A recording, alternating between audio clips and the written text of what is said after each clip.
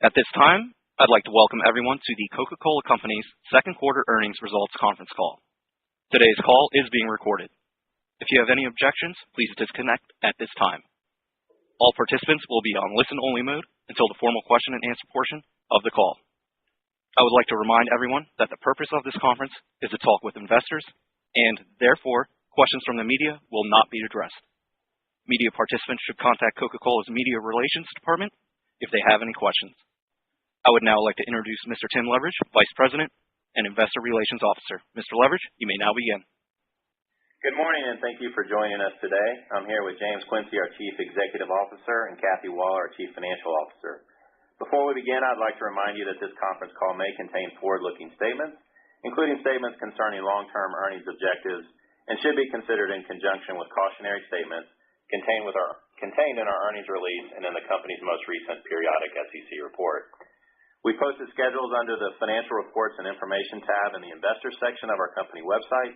These schedules reconcile certain non-GAAP financial measures, which may be referred to from time to time by our senior executives during this morning's discussion, to our results as reported under generally accepted accounting principles.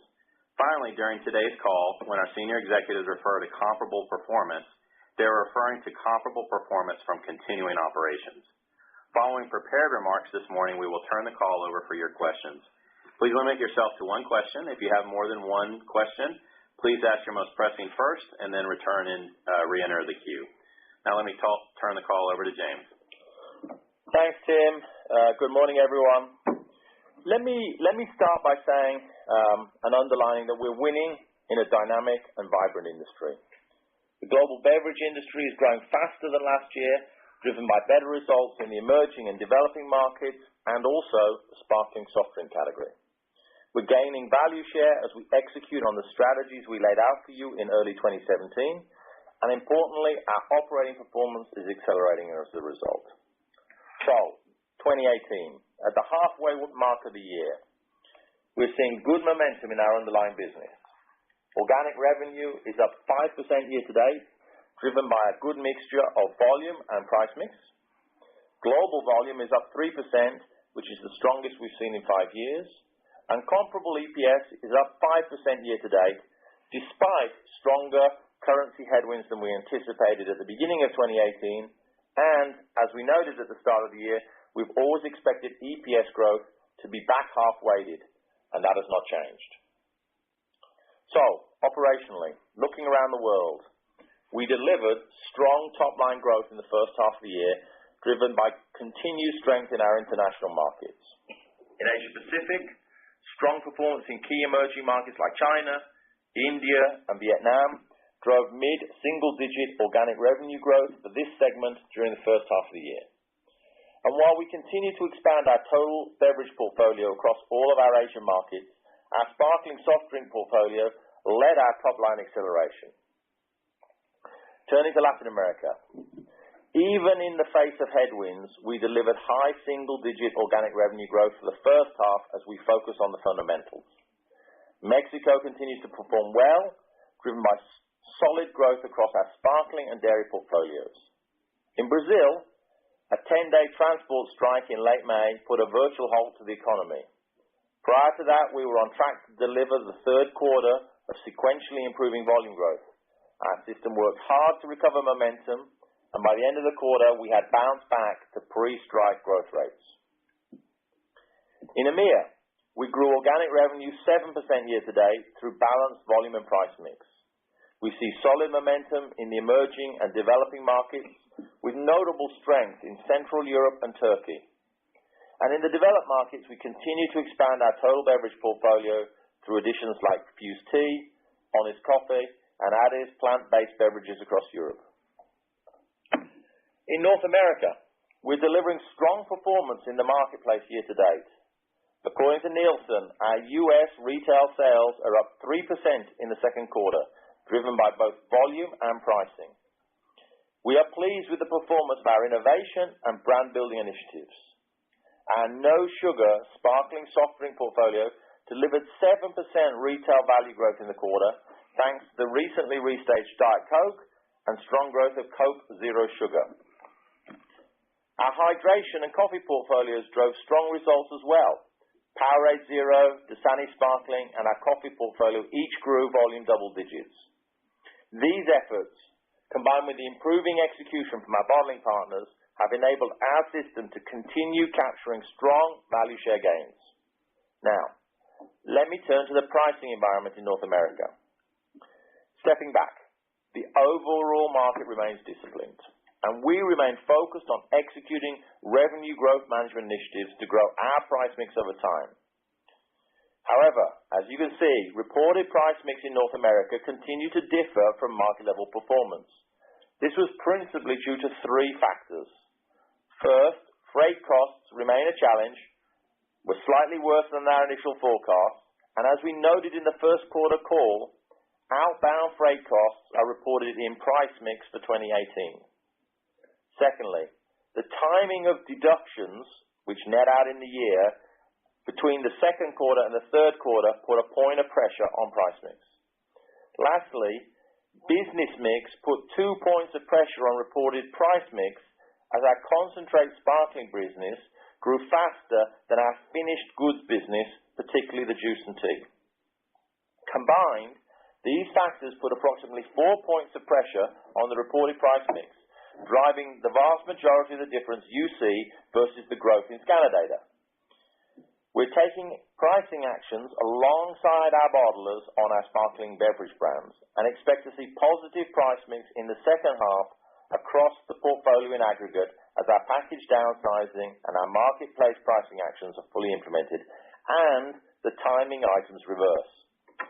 These factors, along with the continued execution of our strategy, will result in stronger financial performance in North America in the back half. So, to summarize, our emerging and developing markets are accelerating, with double-digit organic revenue growth year to date, and our developed markets are performing well, delivering low single-digit organic revenue growth. Now, turning and talking a little bit about how we're driving disciplined, sustainable growth in the business. Obviously, first, it requires a solid understanding of the consumer to build the right portfolio in each market. Over the last few calls, we've discussed how we're expanding our portfolio through innovations, acquisitions, and lifting, shifting, and scaling successful brands across markets. But disciplined growth also requires that our existing brands retain and sharpen their edge by connecting better with consumers' needs. We're working diligently to increase our capabilities in this area because satisfying key consumption occasions allows us to attract new drinkers and ultimately achieve quality leadership. One example of this is Georgia Coffee in Japan. Georgia has historically had a strong male consumer base in Japan. So we recently launched a new variant called Craftsman with recipes, flavors, and packaging designed to appeal more to the new consumer segments, in particular younger adults and women. Craftsman's drinks come in premium, glass-like PET bottles that are resealable, making them portable and easier to consume. This is a change from the traditional cans, opening up new consumption occasions that were previously untapped. We're off to a good start with our coffee portfolio in Japan reversing recent trends and growing volume mid-single digits. This kind of discipline of taking a very tailored approach to consumption occasions and channels is also one of the ways we're attracting new sparkling drinkers. For our flagship brand Coca-Cola, we're leveraging the brand's edge, which is centered around uplift and energize to build consumption rituals through consumers with strategic innovation. An example, Coca-Cola with coffee. This product started as a trial in Australia. Other markets are now introducing it, but with twists based on the learning. In Vietnam, for example, the brewed coffee category is very large.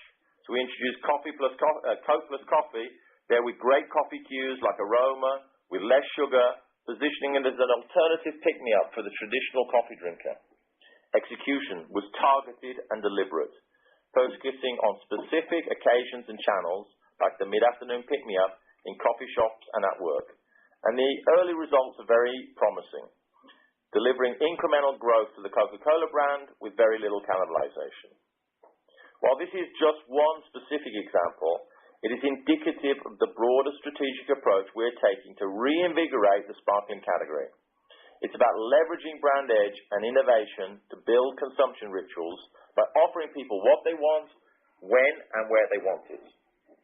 Actions like this around the world have helped us accelerate the performance of Coke trademark, with global volume up 2% year to date.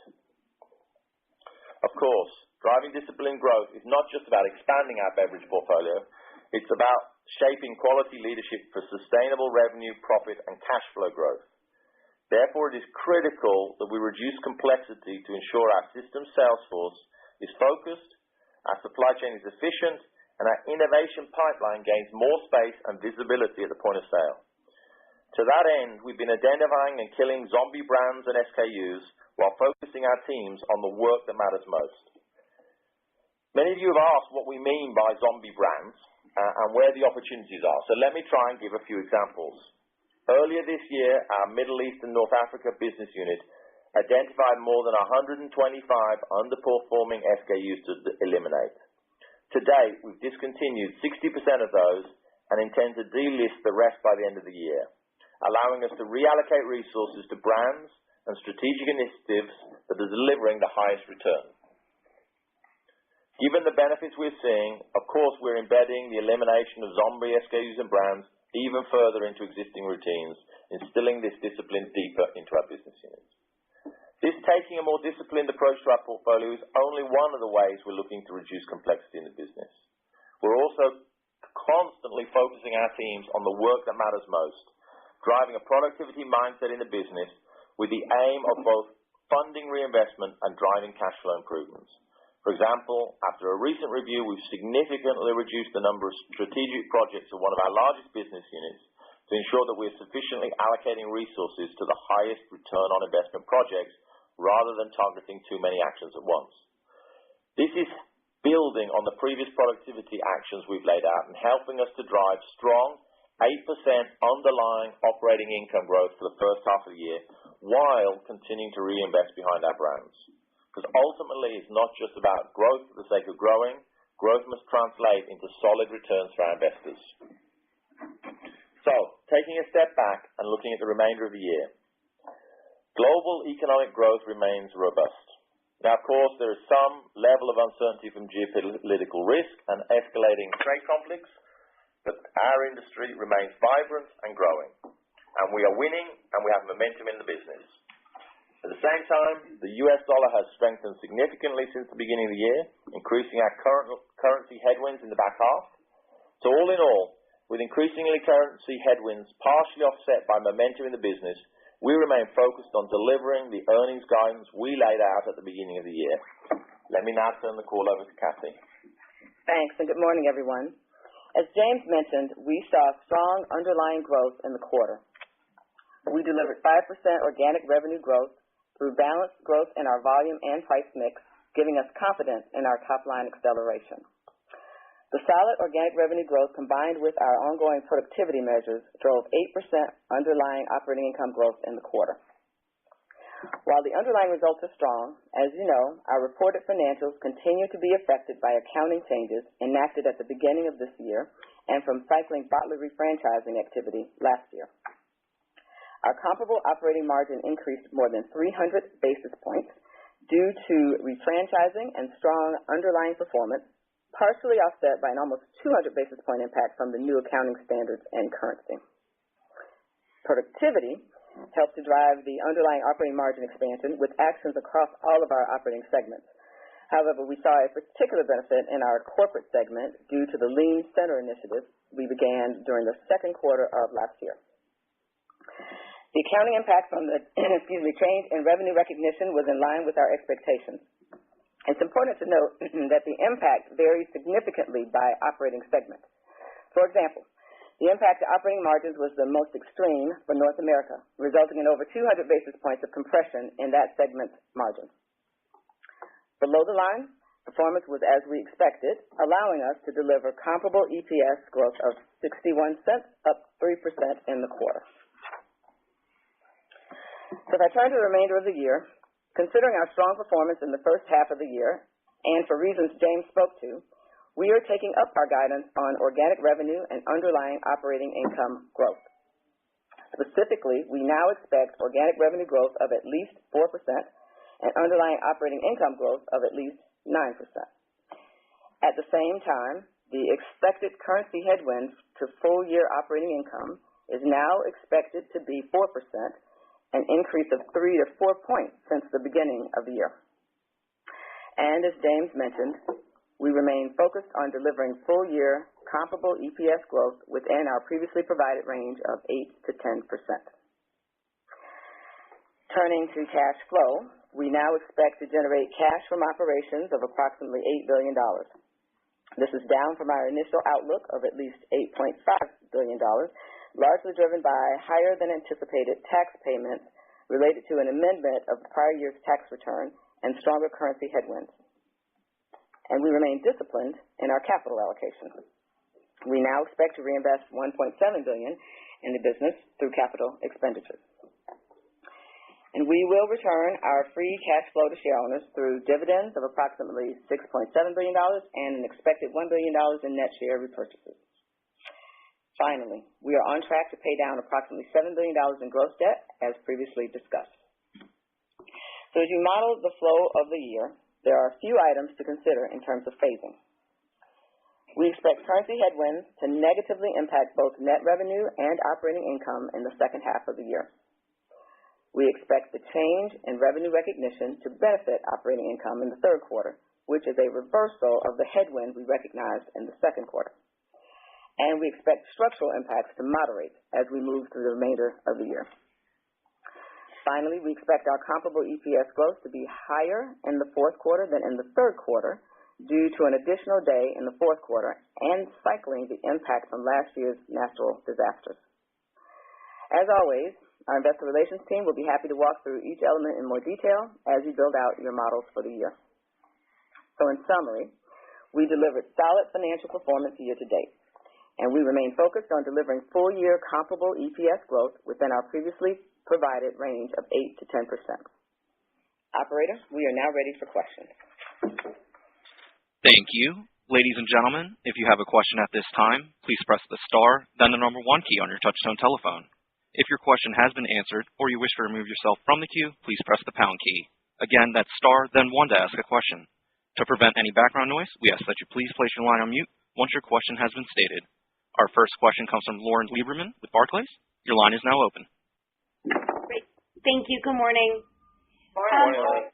I was hoping we could talk a little bit about the sports drink category, because you called out Powerade as particularly strong in the U.S. this quarter. We can see in the Nielsen it's been gaining share. And I remember it being called out, the business in Mexico in particular is being called out as a case study at the Analyst Day. So I was just hoping you could talk a little bit about Powerade's positioning maybe like in the rest of the markets outside the U.S., the big ones that matter, kind of market share growth trends, relative importance of the category, because it does seem that it perhaps has greater legs maybe than people tend to think. Thanks. Sure. Yeah, I mean, as you say, firstly, we've had a very successful run with Powerade in Mexico. We told the story about that on the Investor Day, and I think it's a great example of where you can bring innovation and long-term patience to going from challenger to leader. Clearly inspired by some of those learnings, we've been looking at that in the U.S. We've done particularly well with Powerade Zero as well in the quarter. We made some progress. We've got a lot of opportunity ahead of us. It's a very big category in the U.S. I think whilst we're happy that we're going in the right direction, there's much work to be done. And obviously one of the things that's been helping drive Powerade in the U.S. and indeed globally in the second quarter was, of course, its link and the activation related to the FIFA World Cup event, where it's one of the brands that's both advertised and present, and so we did a lot of marketing programs on that. So I think part of what you're seeing is the payoff of the marketing programs and the linkage into football. As you look at the rest of the world, I mean, Powerade is doing relatively well. The sports drink category is much bigger in the Americas than it is in the rest of the world. You tend to see more everyday hydration. We have brands like Aquarius, which is big in a number of parts of Europe and does well in Japan. So the rest of the world is not as big in sports drinks as the Americas is. But we had a good quarter, good execution, good innovation, good link to marketing, but there's a lot more opportunity for us. Thank you. And our next question comes from Steve Powers with Deutsche Bank. Your line is now open. Great, thanks. So there are obviously a lot of moving parts in the business with all the structural items, the accounting changes, and FX. But the reported gross margin this quarter was just a little light, at least of external projections. So I was wondering if you could just get underneath all the changes and talk about how the underlying gross margin might be trending. It looks to me like maybe they're down modestly year over year, which would be consistent with a business mix away from CSDs and towards stills. But then again, sparkling has been, kind of trending, in line with the total company growth, if not a little bit ahead year to date. So I'm not sure that's the full explanation. So maybe just talk about where gross margins have landed year to date versus your own internal expectations, and how do you expect them to evolve from here? Thank you. So hi, Steve. So underlying comparable gross margins expanded about 90 basis points. That really is driven by structural, so 300 basis points is due to structural, and then that's offset by some currency, about 200 basis points from the accounting changes. As you said, a lot of moving parts in the quarter. Underlying is under pressure, and it's so moderate pressure, but it's under pressure due to, we said as we were expanding in other categories, and you said yourself as we go into more finished goods businesses, that we were going to have margin pressure. So it is basically within our expectations, because we always said we were going to offset that through our operating margins. So yes, there is margin compression, but it's very moderate, as we said, as we talked about in Investor Day, and it is within our expectations, and we are managing it. Thank you. And our next question comes from Ali Dibadj with Bernstein. Your line is now open. Hey, guys. So I had two questions. One was just a follow-up on the previous question on the 300 basis points of comparable operating margin expansion. Can you quantify how much of that was actually productivity in this versus structural change? And then the other question I had, which is not a follow-up, is digging a little bit deeper into North America tea and juice. Clearly you downsized there, that drove volumes down, but it didn't really seem to show any price mix pickup. And maybe the downsizing was just commodities and it was a smaller deal, but if you contrast that to when you were changing the pack architecture in a bigger way or downsizing in sparkling, the price mix elasticity was much better. You got more transactions, so the volume wasn't down as much. So I want to understand a little bit more the strategy around downsizing. Is it purely commodities, or is there something from a pack architecture in juices and teas? And then also looking forward for that, will that continue to be a drag for the next several quarters in North America? Thanks for those two. Okay. Let me focus in on the North American tea, juices, et cetera, because that, of course, links to the price mix. So it's probably a slightly longer answer than just tea and juice, because it ladders up into the overall price mix question. And of course here, there's a temptation to just look at the trees and miss the forest. But I'll try and come from the detail up to the strategic answer.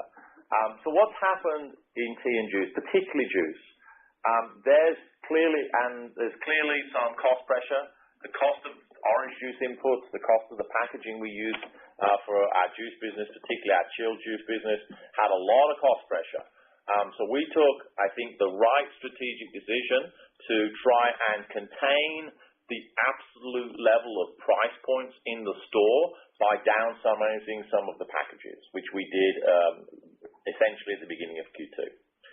What did that cause? It caused us to go down in volume, obviously, but we actually got positive pricing in orange juice. If you go to the Nielsen numbers, you can see that pricing in orange juice is up. And so I think what you see is volumes are down, prices are up. Competitors and retailer-owned brands didn't follow us overnight. They followed us closer at the beginning of the third quarter. So that's starting to come through. So we had probably a larger volume impact, which is unfortunate but traditional for the price leader.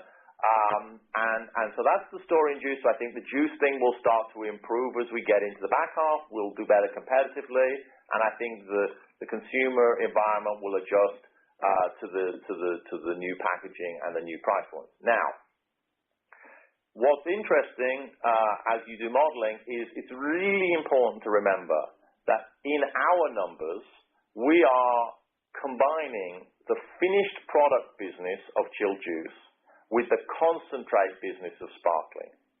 Why is that important? Well, the finished product business has a much higher revenue per unit than the sparkling concentrate business does. So in fact, what is actually happening in North America is we have positive pricing on juice. Our pricing is up, not just the market pricing. Our pricing is up on sparkling as well as the market pricing. Then you're going to ask the question, well, how can the overall be down? It's because juice is declining, there's a mathematical effect where the weighting of the juice decline counts for more, the loss of the juice volume counts for more than the fact both are going up. So you can actually have an averaging problem whereby both categories' pricings are going up, but the average is going down, which is the 2% headwind that we talked about coming from category mix. That will normalize itself out as juice does better into the year. And obviously, it's not really an operating income problem because you're mixing apples and pears with a finished product business and a sparkling business. That's why as you start to look through what's happening in Q2 to North America, it can be distracting to look at all these negatives.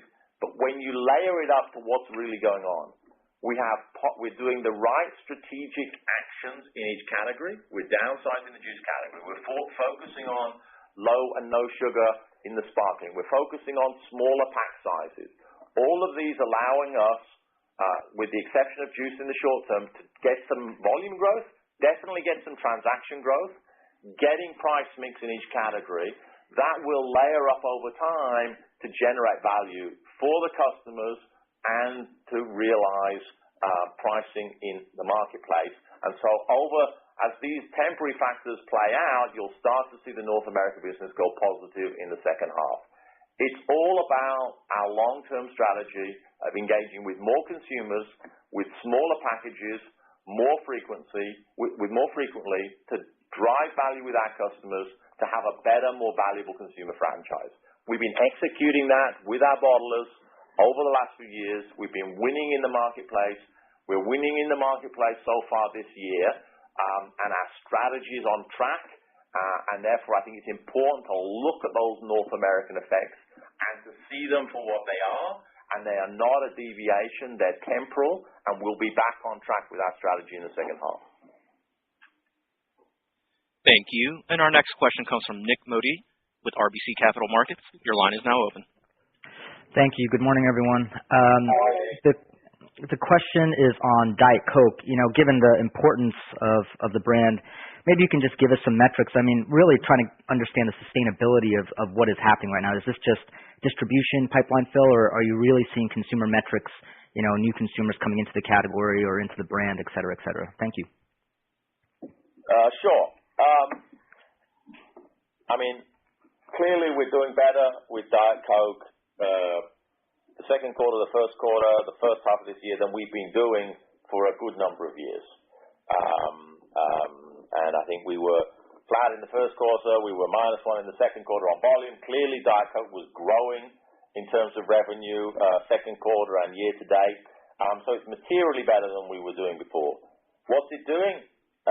Firstly, we've got packaging innovation. We've got some marketing innovation. We've got some flavor innovation. These are both allowing existing consumers to stay and continue to enjoy the franchise, and it's getting people to try it. I mean, it's not growing in aggregate yet, so there's still work to do, but it's certainly causing a reconsideration of the Diet Coke brand, and the flavors and the packaging and the marketing are part of that. I think as you ladder that up to the overall strategic answer, the interesting thing is that the success and the turnaround of Diet Coke, or at least the work in progress of a turnaround on Diet Coke, is not coming at the expense of Coke Zero Sugar. Coke Zero Sugar is also growing double digits in North America, volumetrically, clearly high teens, double digits in terms of revenue, such that we're getting strong first half overall revenue growth and volume growth with our zero diet portfolio in the U.S., which is part of our strategy to go forward. So good numbers, much better than before. Work left to do. Thank you. And our next question comes from Brian Spillane with Bank of America Merrill Lynch. Your line is now open. Hey, good morning, everyone. Hi, Brian. I had just a couple of questions around cash flow. I think the cash from operations guidance for the year has come down a little bit. So just some color in terms of what's driving that. And Kathy, I think in the prepared remarks you talked about still the commitment to paying down $7 billion of gross debt. And it looks like at least year to date there hasn't been that much done. So, is there any connection between the cash flow and the ability to sort of hit that goal of paying down debt over the balance of the year? So hi, Brian. The cash from operations, the reason we took the shift from 8.5 down to 8 is really based upon two things. That's one would be the worsening currency environment of about 3 to 4 points that we talked about. And then the second really is basically just the impact of an unanticipated cash tax payment that was related to, two prior years' tax returns. And that's of timing. So that will not reverse in the current year, but we will get that back in subsequent years. So that was why we changed the guidance. The cash from operations basically is, we build it up from bottoms up, so we've got a line of sight to get to our new number. And it does not impact the $7 billion that we're going to pay down of the debt. That's all we plan to come from existing cash. That pay down, so far, you're right, we paid about $2 billion down so far this year. It is basically we're going to pay it down as it matures. So we've got maturities through 2019 to get to that $7 billion. So we are continuing, and we're on track to pay down the $7 billion, and the cash guidance does not impact that at all. Thank you. And our next question comes from Judy Hong with Goldman Sachs. Your line is now open. Thank you. Good morning. So I guess I wanted to dig a little bit into the EMEA performance. I think the price mix actually was pretty strong, even though Western Europe volume was a little bit down. Obviously, the weather was positive, but you also had the UK sugar tax, and the France has been kind of a tough market. So just going through maybe dissecting performance from Western Europe versus the rest of the EMEA markets, and then kind of the drivers of the improved price mix in the quarter versus what we saw in the last quarter. Sure. We'll try and go through those various pieces. Look, I mean, EMEA had a pretty good quarter. We had some strong performance. Now, I mean, taking some of the various factors you call out, weather was good in some places, but it was actually bad in other places. Tended to be hotter and drier in the north, but rainier in the south. So I think, weather is pluses and minuses on the countries, but overall it's not the biggest driver of what's going on in EMEA. In the second quarter, we had a number of very positive things occur. First, I would call out the broad-scale launch of Fuse Tea across 37 markets in the EMEA group. As you'll remember, we ended our joint venture with Nestle on BPW. We still have Nestle in a couple of countries, but basically we ended the joint venture, which of course meant from the beginning of the year we had to have our own tea in EMEA, or in the large majority of Europe and Russia, which we launched at the beginning of the year. It's driving strong performance, and we're very pleased with the launch so far. The other thing that's going really well across EMEA is Coke Zero Sugar, getting double-digit teens volume growth, and double-digit teens revenue growth. I mean, clearly EMEA is a football part of the world. The World Cup was hosted in EMEA as well, in Russia, and so we had a lot of marketing programs on Coke, the trademark, which has been helping us, a lot of execution behind the World Cup across EMEA, which has been helping us do well. Clearly, some of the countries we've adjusted to the sugar taxes, like the UK. But overall, I would say it was a strong quarter for the execution of the portfolio, for execution of the marketing plans, and clearly there were some ups and downs in terms of some of the countries. Thank you. And our next question comes from Bonnie Herzog with Wells Fargo. Your line is now open. Thank you. Good morning. Good morning. I have a question on pricing in North America. I was hoping you could give us some color on your price increase that went into effect earlier this month. I know it's early, but how confident are you that this pricing will stick and that you won't need to promote much of it back? And then I'd be curious to hear what the general response from the retailers and then, your competitors has been. Thank you. Look, I mean, it's an off-cycle price increase, but not generally popular for a whole variety of reasons, and clearly it's disruptive for us. It's disruptive for our customers. But I think the conversations have been, about how is this gonna work for each and every customer. Obviously, whilst they may understand the cost pressures that are out there on freight, on the increases in steel and aluminum, and other input costs that affect the bottling system and affect some of our finished products, clearly the conversations are difficult. I think it's working its way through. We're finding ways of getting it to be implemented. I think the pricing will, in large measure, go through. I think you're starting to see that come through in Q3. And so I think it's going to be one of those things that goes through into consumer pricing. I mean, ultimately, the beverage industry is not the only industry that is facing pressure from changing inputs and the need to take pricing, whatever has been the driver of those input costs. And I think that's partly just the general environment. So it's going through. It's of course been difficult, but I think the system's done a good job of helping the retailers. Helping the retailers, and in the end, we're focused on coming back to our central story, which is, okay, yeah, this is a price increase, but our focus is on helping you grow revenues and profits in your business with our brands and with the beverage categories that we often lead. And so I think it's positive. Thank you. And our next question comes from Bill Chappell with SunTrust. Your line is now open. Thanks. Good morning. Morning, Bill. A quick quantification. Could you quantify on the Brazil strike kind of what that impact had on the top line in the quarter? And then on the pricing in North America, just trying to understand, of the four kind of issues that hit 2Q, are you just pricing for freight? I mean, are you pricing for more than freight? Just trying to understand, how much you need in terms of to offset that in the back half.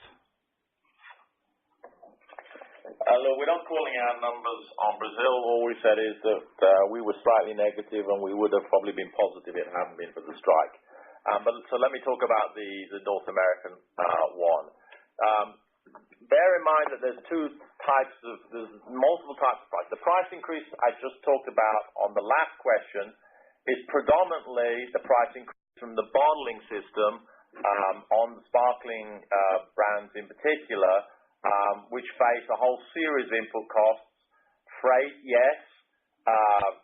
Plastic, resins, yes. Metal in all its various forms for many reasons, including tariffs. So there is some broad-based push on input costs that have kind of come in and affected us and many other industries as well. And that's what's driving the price increase that we took in the middle of the year, which was kind of the off-cycle price increase. When it comes to the North American business that is in our accounting, obviously the sparkling price increase, the bottlers take will eventually flow through to the concentrate business on our sparkling side. The price increases that I talked about on juice, we took that effectively in the first half of the year, which was already planned with the retailers, and the change in the packaging size that came into effect around the beginning of the second quarter. So there are a lot of moving pieces here on pricing in North America, and I think it's important to disaggregate them. But again, once you disaggregate them, step back and come back to the overall picture, which is the categories are getting positive pricing. We've had positive pricing in the U.S. for several years now. We're focused on pricing, growing transactions, growing revenue, helping the customers grow, and winning in the marketplace with more consumers. Thank you. And our next question comes from Dara Mohsenian with Morgan Stanley. Your line is now open. Hey, good morning, guys. Morning. So, Kathy, just one detail question first. Can you give us a sense for how much the FX hedging from 2018 is helping offset the impact from currency? I just wanted to get a sense of the potential headwind in 2019 as the hedges unwind. And then the real question is on Latin America. The results were obviously strong in the quarter. We've seen a lot of political, currency, and economic volatility in the region recently. So I just want to get an update on your level of confidence if the momentum can continue in the second half, and I guess your view of the potential impact on your business or any risk in that region from the external environment here. Which one do you want? The gains? Shall I just do under the gains? Sure. So, hi, Dara. The hedging gains in this year we're cycling hedging gains from the prior year, which are impacting us in this year, particularly in EMEA. So they are obviously hedging gains are helping to offset to some extent, but really they're more of a cycling issue for us for this year. And so therefore, the next year, which is I think was your underlying question, next year, I really don't anticipate that there will be much impact with us having to cycle hedging gains from 2018 into 2019.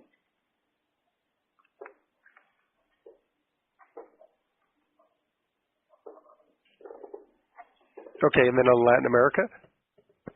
Now that sounds like a second question. We'll come back to this. What are we to do that? Who's feeling benevolent? The first one was an easy one. I don't believe it. Wow. Okay. Tim is feeling benevolent. I don't know what's going on here. Latin America. Look, I think partly, we had a good start in Latin America. No doubt about it. We did call out Latin America is one of those places where you need to look at a few quarters averaged together because it can be volatile. And the outlook, there's some clouds on the horizon, but you know what? The thing can also turn positive. I think sometimes the fears of what might happen are much greater than actually what happens. That may be true of Mexico. I think the Mexican environment looks like it's going to be stable and positive. Brazil, the strike's over. Clearly, the Brazilian economy is doing better than it was doing last year and the last few years. Argentina is looking a little more tricky. But look, we've been here before in Latin America several times. I don't think there's something that says everything's suddenly all going to go wrong. So I think we've got a good plan for the second half in Latin America together with our bottling partners. We're focused on growing the business. It's a part of the world we all understand, and I think we've got great plans to engage with the customers and the consumers. Thank you. And our next question comes from Andrea Teixeira with J.P. Morgan. Your line is now open. Thank you, and good morning, everyone. How are you? So you have discussed at length how the refranchising has helped improve performance, in particular in North America. And now, as you're starting to lap more and more territories, are you seeing any signs that trends may be slowing in some of these markets? And if not, because of tough comparisons, or are you still seeing the solid momentum building? Thank you. Sure. Well, I think, the short answer is we got continued momentum. We have volume growth in the U.S., which we didn't have for a long time. We've got positive pricing there, so I think the execution of the bottlers continues to be strong. Our partners remain pleased, exciting. Arca announced a big investment recently.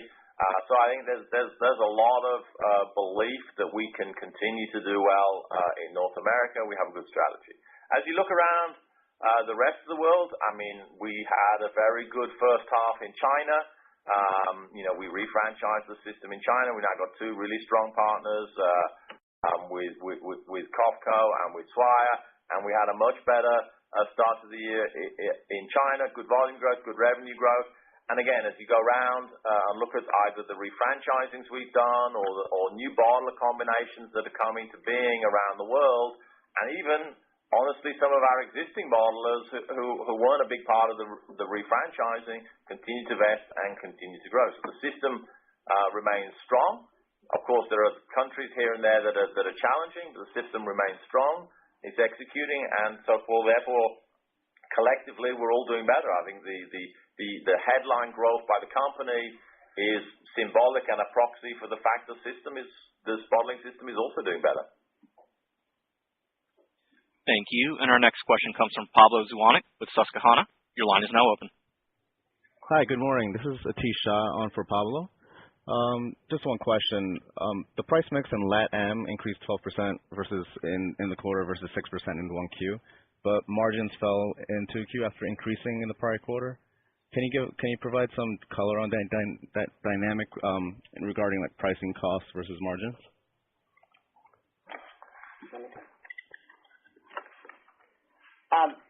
Yes. So pricing was up 12% in the quarter, and that was driven from strong price mix in Mexico, Brazil, South Latin. So operational price mix was up, and as well as then the timing of some deductions that were reversing from Q1 of last year. But when you talk about margins, though, the operating margins are down 120 basis points. Comparable operating margins are down, but year-to-date margins are up 80 basis points, and that is driven from pretty much from structural. So we had structural in this year as we are refranchising some couple of bottlers in Latin America, and that's offset by some currency and a little bit from the accounting change. But the underlying business in Latin America expanded and is doing well. So most of that 80 points of the year-to-date margin expansion is due to the underlying business and the strong price mix. Thank you. And our next question comes from Caroline Levy with Macquarie. Your line is now open. Thank you. Good morning. Just wondering if you could talk a little bit about the fact that there was a bit of overshipment in the first quarter and continued slight overshipment in the second quarter. And what does that reverse in the back half, or what are inventories like overall, and how does more finished good product affect that? Just a little discussion around timing of shipments and what to look for in the back half. Sure. I mean, overall, concentrate CSE sales are, at the headline level in line with unit cases, but of course there's 1 day less in the first half, which, on a straight line basis is about half a point. 1 day in 180. So it's not a massive difference. In theory, it will reverse itself in the second half, which in a way is a small headwind in the second half. But I think I wouldn't over-engineer the thing. There's no big build-up of inventory of concentrates or finished products. It's largely a building ahead of a strong summer, a strong marketing program with FIFA. Therefore, I think it evens itself out over time. We may be fractionally ahead in the year to date. Maybe it'll come off in the remainder of the year, but it's all within the bounds of what we're expecting. Thank you. And our next question comes from Vivien Azer with Cowen and Company. Your line is now open. Hi, good morning. Morning. Morning, Vivien. So we recently got the biannual youth consumption data for the U.S., which, not surprisingly showed, consistent declines, which we've been seeing over the last decade for high school past week soda consumption. Don't, as far as I know, have this data for any international market. So, James, I was wondering, can you just comment on what's happening with youth soda consumption in other developed markets? Thanks. Yeah. I mean, look, I mean, the Coca-Cola, the sparkling beverage category is in developed countries is in slight volume growth with positive pricing. Our strategy is to focus on transactions. We'd rather have more transactions, even if that meant flat or even slightly less volume, but more transactions with less calories and with more revenue. And we think that'll create a stronger franchise, and I think that's what you're seeing in the numbers across the developed markets. And I think when you look at incidence rates, as we would call them, by young adults, then I think you see people starting to re-engage with the category as we bring out smaller packages, as we bring out zero sugar options. And so I think, we're starting to see that trend in the U.S. Come to a different place. That's the strategy that we're following. We think it's gonna play out over time. Now, the reality is, the reason we're doing Beverages for Life is also because it's not gonna go back to what it was 40 years ago when there were relatively limited choice about the number of beverages.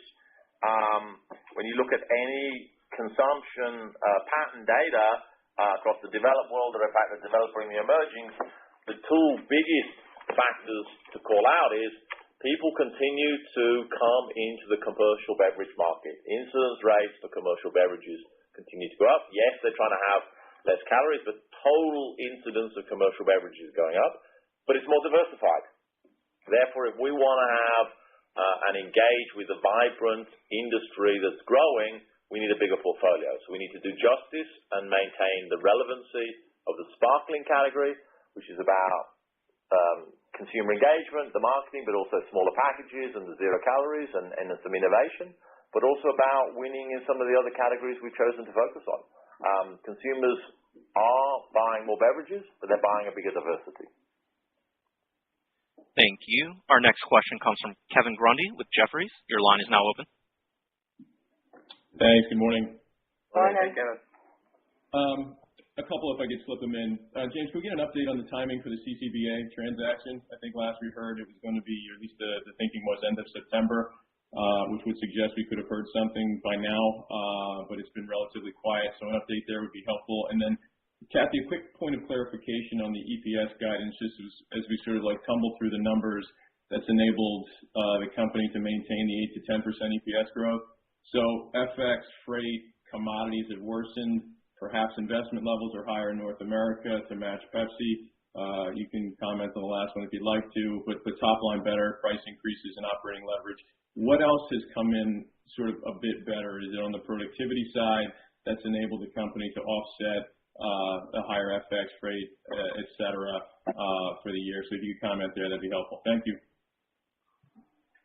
Do you want to take the last one? Sure. So on the EPS guidance, obviously, the underlying business continues to perform well, and as evidenced by taking up our targets, our OI targets. I think the thing you're not focusing on is there's less deleveraging below the line than we previously talked about earlier in the year. So, given the way currencies have moved, that impact is actually less on profit before tax than it is on operating income. And then we also have, remember, there was another accounting change that moved pension, split the pension cost to, and part of it is now below the line, and which also puts a little bit more volatility in other income, but that's helping with some of that deleveraging at below the line, so below operating income. So, all in, we feel good about the underlying business, and then we've got enough other things that are helping us to stay within our guidance. Thank you. And our next question comes from Robert Ottenstein with Evercore ISI. Your line is now open. Thank you very much, and congratulations on another strong quarter. Thank you, Robert. One area that you haven't talked about too much recently is Africa, and perhaps you could give us a little bit of sense of how the business is operating, in South Africa and then the rest of Africa, and then maybe touch on the CCBA situation. if there's any kind of new issues or anything that have come up that perhaps weren't expected at the beginning of the year. Thank you. Sure. Africa's doing well. We had some pretty broad-based growth in Africa in the second quarter and in the first half of the year. So I think we've always had a good business in Africa. We're one of the biggest private businesses ultimately with our bottling partners in Africa. We make a lot of investments there. We think it's got an excellent long-term future, and we continue to invest. We've been, just in the second quarter, we did well in Nigeria and some of the other kind of northern and eastern countries in Africa. As it relates to South Africa, and I'll say something about South Africa, and then I'll relate it to the CCBA because it's not related. In South Africa, we didn't do so well in the second quarter. That was anticipated because of the implementation of the sugar tax in South Africa in Q2. We had a reasonably good plan. I don't think we perhaps were as aggressive on the reformulations as we should have been. Competitors were more aggressive, so we quickly course corrected in the quarter, and now we've started to do better. So in the short term, the biggest thing that's happened is in South Africa, the implementation of the sugar tax, and we've adjusted and are sorting ourselves out for that, and things will get better into the second half. Nothing that's happened in the second quarter is related to the timing on CCBA. Everyone knew that the sugar tax was going to come in. As was previously commented, we talked about trying to sort this out by the back half of the year. Clearly, the process was a little slower at the beginning for a number of regulatory and approval reasons, slow in getting started. It's up and running. We've got a number of interested parties, existing bottlers, potential new South African partners. Data rooms are up and running. The management presentations that happened, and we're expecting to get back indicative proposals in the coming months. And of course, in the end, it goes back to what it always will be. Once we've got those, we'll be asking ourselves the question: do we have the right partner with the right philosophy, with the right investment plan, and can we do this at the right price? We're not looking to we're looking to sell, of course, at the price that sets them up for success, that recognizes the value of the asset. And hopefully that'll all come together in the coming months, and we'll be on track. But we are going to do the right thing for the business there. Hopefully we'll get the right answer, but we're going to focus on making sure we continue to invest for the long term in South Africa and the rest of Africa. It's a vibrant continent, and we're very positive on the growth of each and every country there going forward. So, with that, let me say thank you very much to everyone for joining the call. To conclude, we had a strong first half of the year. Our performance reflects the ongoing cultural shifts in our business, embracing change, focusing on growth with discipline, and becoming increasingly entrepreneurial in spirit. This has resulted in an acceleration in our business, and we remain focused on delivering our full-year EPS guidance. As always, we thank you for your interest, your investment in our company, and for joining us today. Thank you. Ladies and gentlemen, thank you for participating in today's conference. This does conclude today's program, and you may all disconnect. Everyone, have a wonderful day.